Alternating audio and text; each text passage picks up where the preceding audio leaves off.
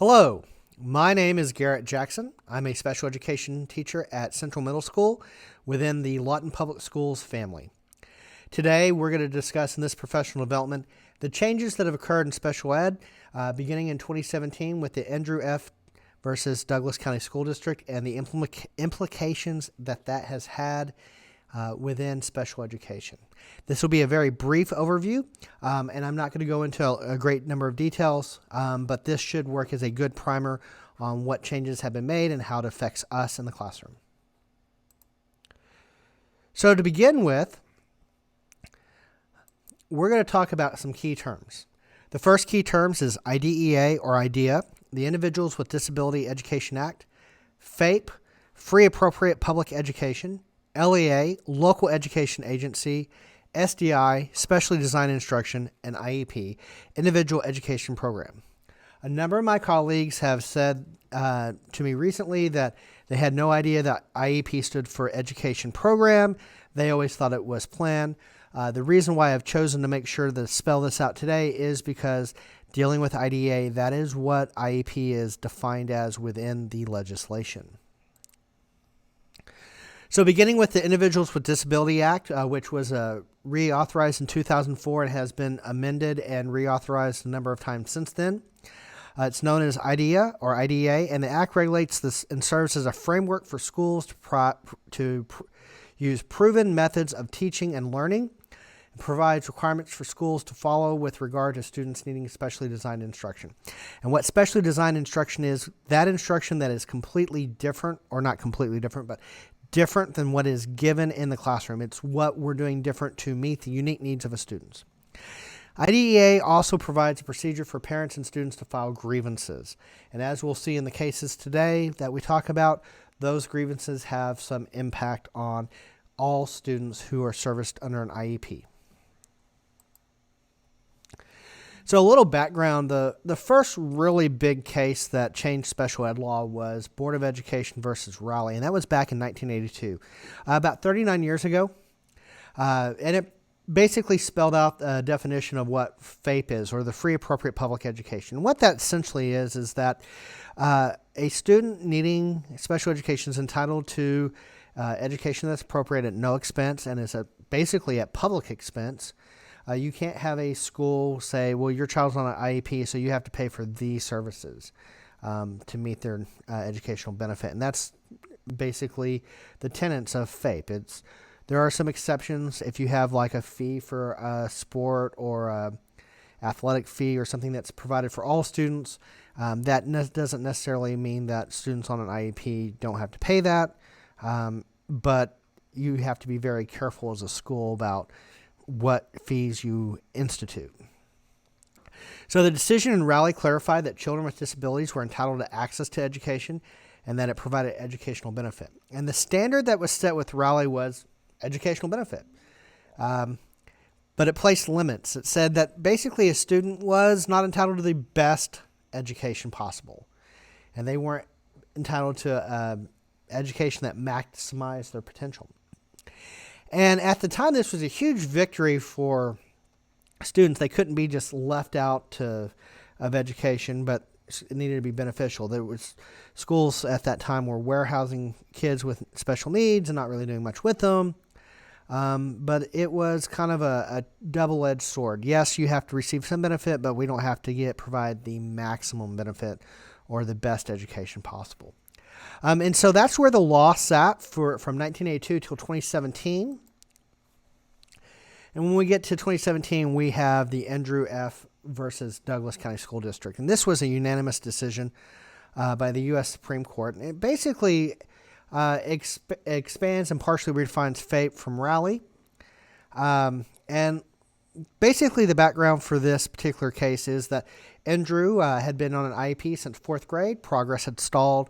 Parents enrolled him into a private program where he excelled, and the parents under IDEA were seeking a restitution or a reimbursement of the tuition that they paid for this private school.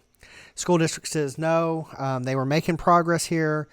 You did that on your own, and we end up at the Supreme Court. Supreme Court's unanimous decision basically said that an IEP needs to provide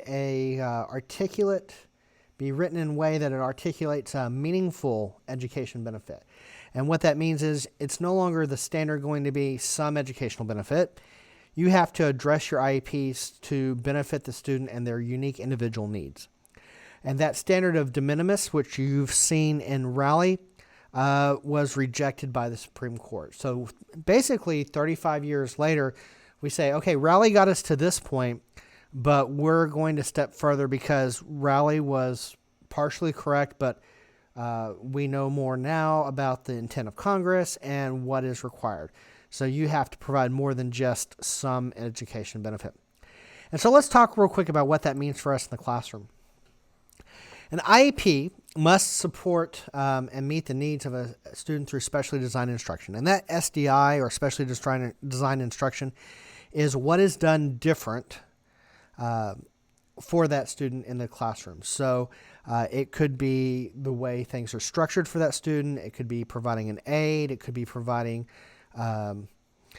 different education services, modifications, accommodations. It could also mean evidence-based practices that will be utilized for that student to meet other needs. For example, if a student has a behavior need, we could put them on a classroom economy, or we can use a token system of some sort, or we could use their schedule to design most responsive time of day. An IEP must address the specific needs of a student and not just provide services for the sake of providing services. In my own career, I have noticed that some IEPs are written and they look very similar to other IEPs without taking into account the student's specific needs. So when we're talking about specific needs of students, we have to look at what the present levels of performance are, but also what that area of need is defined by testing and other relevant information. And that's the reason why at 3-year reevaluations, it's always good to get academic testing to see what those areas of need are and to measure growth. And I would recommend personally that I would not necessarily wait to be making changes to IEPs if I notice that something needs to be addressed. I would call an IEP meeting and very least do an addendum, if not rewrite the IEP. Also, the reaffirmed requirement to use of research and evidence-based practices in the classroom. That is part of specially designed instructions.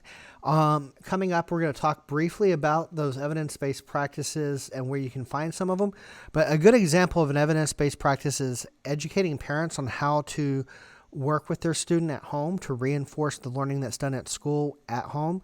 It also could be the use of a token system or some other system that the student responds to. And just because an evidence-based practice works for some students does not mean it works for all students. And just because one didn't work before with this student doesn't mean it shouldn't be considered again. As students develop and change, those evidence-based practices also become more or less effective. So as I talked about just a second ago, here's some information to get some more information. Again, this has been a brief overview. But the U.S. Department of Education's website on IDEA provides a lot of good information. The Rights Law website, if you're a parent or an advocate, is a great place to go look and get information about the different court cases and the way the laws impact people who are serviced by an IEP, and in this case, Section 504. And then if you're looking for good evidence-based strategies or evidence-based practices or research-based practices, the Affirm website hosted by the University of North Carolina is an excellent source of information. And those websites are up on the screen.